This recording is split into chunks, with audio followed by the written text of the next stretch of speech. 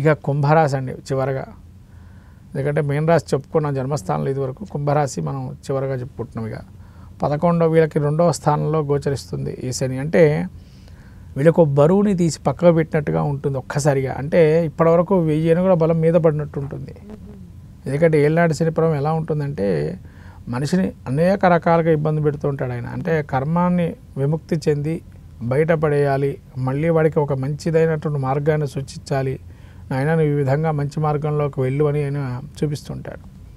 కాబట్టి ఇక్కడ ఏంటంటే ఇప్పటివరకు అనుభవించింది చాలు నాన్న, ఇంకా నువ్వు చేసుకోవాల్సింది ఏంది, ఎలా కృషి చేయాలి అనేది వాడికి చూపిస్తుంటాడు. ఇప్పుడు ఇక్కడి నుంచి 2వ స్థానానికి వెళ్తున్నాడు కాబట్టి, అంటే ఇక్కడి నుంచి నీవంటే ఏంది, నీ కుటుంబంలో ఏంటంటే ఏంది, నువ్వు బయట ఎలా సంపాదించగలుగుతావు, నీకు ఏ విధంగా నీ యొక్క యశస్సు కీర్తి లాభాలు ప్రతిష్ఠితం ఎలా చేసుకుంటావు అనేటువంటిది వీరికి ఇప్పుడు ఇక్కడి నుంచే ప్రారంభమవుతుంది. కుంభరాశి వారు ఇప్పటివరకు బాగా విపరీతమైనటువంటి శిరోవేదన కావచ్చు, కాళ్ళొప్పులు కావచ్చు, ప్రతి అనారోగ్యమైనటువంటి సూచనలు బాగా ఉండొచ్చు. అనారోగ్యం కావచ్చు, ధనంకు సంబంధించి కానీ ఇవన్నీ మూల త్రికోణం నుండే మంచి ఫలితాలు కూడా ఇచ్చిన రోజులు ఉన్నాయి కొన్ని.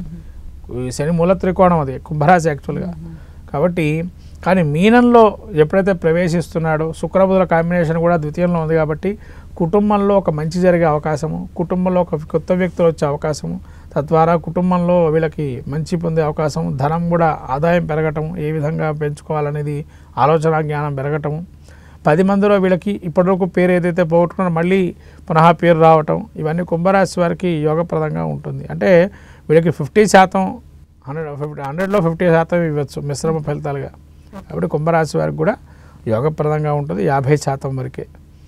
మొత్తం మీద మనం ద్వాదశ రాశి పరిస్థితి తెలుసుకున్నాం కాబట్టి ఏ రాశులకైతే బాగాలేదనుకుంటున్నామో ప్రస్తుతంగా ఆ రాశుల వారందరూ కూడా రాబోయే శని సంచారం దృష్టిలో పెట్టుకొని ముఖ్యంగా శివాలయాలు కూడా వైష్ణవ దేవాలయాలకు వెళ్ళి అర్చనాది కార్యక్రమాలు కానీ లేదా తనకు తాను ఇంట్లో చేసుకునే విధానంగా అంటే శివుడికి అభిషేకము, విష్ణు సహస్రనామపాలన నిత్యం చేసుకోవటం అనేది మంచిది.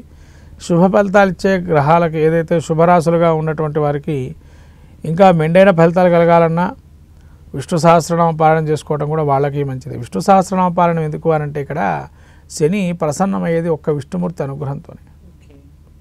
కాబట్టి ఇక్కడ మనం చూడాల్సిన విషయం కూడా శని అష్టోత్తరంలో మనకు విష్ణుప్రియాయ నమః అని ఉంటుంది. అంటే విష్ణుమూర్తికి చాలా ప్రియత్వంగా ఉంటాడు. అందుకని విష్ణు భక్తుల జోలికి తొందరగా పోడు శనేశ్వరుడు.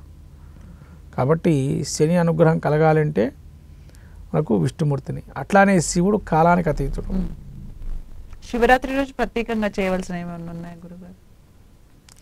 అంటే ఇక మాస శివరాత్రుల్లో వచ్చినప్పుడు ఏం చేయాలంటే శివుడికి అభిషేకం చేసుకోవచ్చు, శని పాశుపతం చేయొచ్చు, అఘోర పాశుపత హోమాలు చేయొచ్చు, అఘోర పాశుపతంగా పారాయణం చేసుకోవచ్చు, భస్మంతో అభిషేకం చేయొచ్చు. ఇవన్నీ శని ప్రీతిగా కూడా చేయొచ్చు, శని యొక్క అనుగ్రహాన్ని పొందటానికి. కానీ ఇవన్నీ కూడా మనకు రాబోయేటువంటి ఈ గ్రహ మార్పులు, యోగానికి కొన్ని అవయోగాలు 2 ఉన్నాయి. అవన్నీ కూడా మనం ద్వాదశరాశులకు ఈ విధంగా చెప్పబడింది. శక్తి ఉన్నవాళ్ళు శుభ్రంగా హాయిగా నవగ్రహ హోమం చేసుకోవటం మంచిది. శక్తి లేని కనీసంగా ఆ ప్రదక్షిణాలు కానీ లేదైనా విష్ణు సహస్రం పారాయణం చేసుకోవటం కానీ లేదా దేవాలయ క్షేత్ర దర్శనం చేసుకోవటం కానీ చేయటం మంచిది.